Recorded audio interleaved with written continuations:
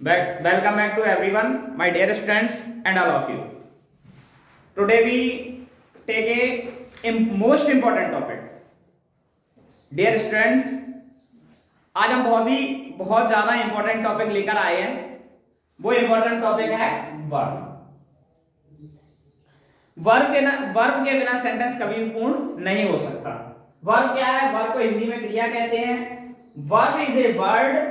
Verb एक ऐसा शब्द है which says something about a subject, जो कर्ता के बारे में कहती है, कर्ता के बारे में बताती है. यानी कर्ता क्या कर रहा है, कर्ता का एक्शन, सब्जेक्ट का एक्शन ही वर्ब होती है. वर्ब दो प्रकार की होती है, मेन वर्ब और auxiliary verb. Auxiliary verb, main verb क्या है? मेन वर्ब वो होती है जो सब्जेक्ट के अनुसार कार्य करती है. हेल्पिंग वर्ब भी मेन वर्ब का सपोर्ट करती है. ठीक है, इस प्रकार से हम इसको समझेंगे. अब क्या है कि मेन वर्ब दो प्रकार की होती है, फाइनाइट वर्ब और non finite verb. Auxiliary verb भी दो प्रकार की होती है, प्राइमरी वर्ब और मॉडल वर्ब. लेकिन हम इसके बारे में थोड़ा सा जानेंगे कि मेन वर्ब में और ऑक्सिलरी वर्ब में क्या डिफरेंस होता है. सेंटेंस कभी भी मेन वर्ब के बिना कंप्लीट नहीं हो सकता, हेल्पिंग वर्ब के बिना सेंटेंस कंप्लीट हो सकता है. ऐसे कई सेंटेंस हैं जिनमें हेल्पिंग वर्ब यूज नहीं की गई हो, लेकिन ऐसा कोई सेंटेंस नहीं हो सकता जिसमें मेन वर्ब ना हो. जैसे Ram is a student. Ram is reading a book. देखिए, इसमें इज क्या है? Helping verb. और इसमें ये क्या है? Main verb. इस सेंटेंस में इज क्या है? इस सेंटेंस में इज मेन वर्ब. जब किसी सेंटेंस में कोई एक ही वर्ब होती है तो वह निश्चित ही मेन वर्ब होती है. इसके बारे में भी अपन एक स्पेशल अलग से वीडियो बनाएंगे, तो आप इसके बारे में डिटेल में समझ सकते हैं. अब हम बात करते हैं मेन वर्ब की. मेन वर्ब दो प्रकार की होती है, फाइनाइट वर्ब और नॉन फाइनाइट वर्ब. फाइनाइट और नॉन फाइनाइट क्या होती है? फाइनाइट वर्ब वे होती हैं जिस वर्ब पर सब्जेक्ट के पर्सन जेंडर का प्रभाव पड़ता है, वे सभी फाइनाइट वर्ब होती हैं. यानी सीमित क्रिया, जिन्हें हिंदी में अपन कहते हैं सीमित. सीमित किसके अनुसार? सब्जेक्ट के नंबर, पर्सन और जेंडर के अनुसार. नॉन फाइनाइट असीमित. मैं एक सेंटेंस आपको लिख के बताता हूं. Ram wants to read a book.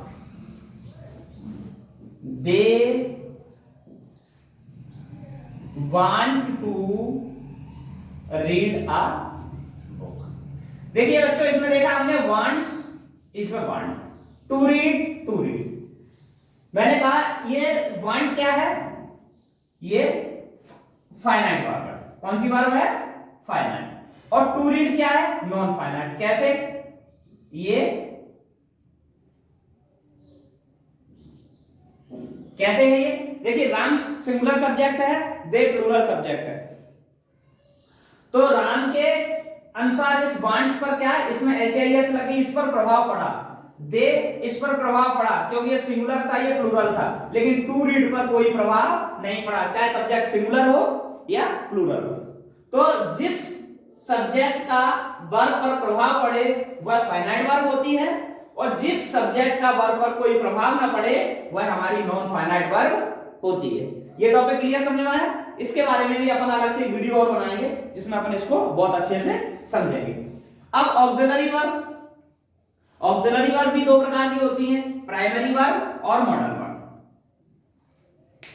Primary verb वे होती हैं जो हम सामान्यतः अपन जिन्हें पढ़ते हैं, और मॉडल वर्ब किसी भी सेंटेंस में अपन जिनको यूज करते हैं एक मूड के रूप में, यानी उनका एक अपना विशेष महत्व होता है मॉडल वर्ब का.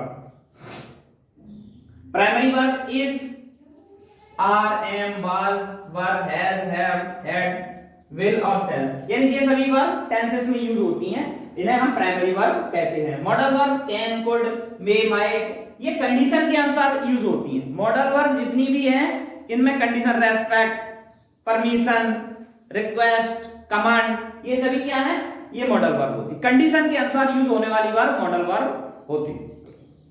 अब हम बात करते हैं ट्रांसिटिव वर्ब और इंट्रांसिटिव वर्ब। देखिए ट्रांसिटिव और इंट्रांसिटिव क्या होती हैं, वे वर्ब जिनके ऑब्जेक्ट होते हैं वे सभी ट्रांसिटिव वर्ब होती हैं। वे वर्ब कौन सी, जिनके ऑब्जेक्ट होते हैं। जैसे मान लीजिए ये वांट क्या है, ये रीड क्या है, एक अलग से सेंटेंस लिखते हैं।